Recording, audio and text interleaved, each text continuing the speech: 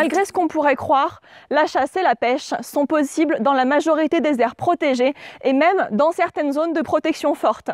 C'est le cas de 3 zones cœur sur les 11 parcs nationaux que nous avons et de la plupart des réserves naturelles.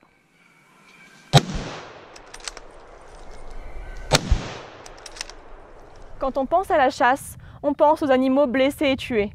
Mais il n'y a pas que ça.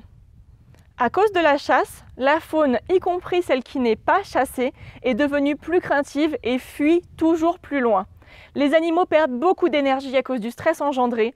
Du coup, ils sont affaiblis et leur taux de reproduction diminue. Et puis, les animaux d'élevage lâchés pour la chasse, qui concernent tout de même 46% des animaux tués, peuvent disperser des maladies qu'ils ont contractées quand ils étaient en captivité, comme la grippe aviaire par exemple. Et ces maladies peuvent contaminer les animaux sauvages.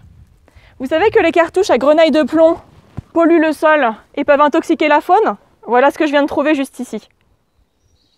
Aujourd'hui en France, moins de 1,54% du territoire métropolitain terrestre bénéficie d'une protection considérée comme forte.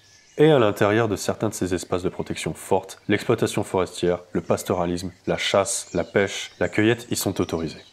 0,6% du territoire national seulement protège totalement l'ensemble du vivant. Il est urgent d'offrir à la faune sauvage et à la nature des zones de tranquillité totale.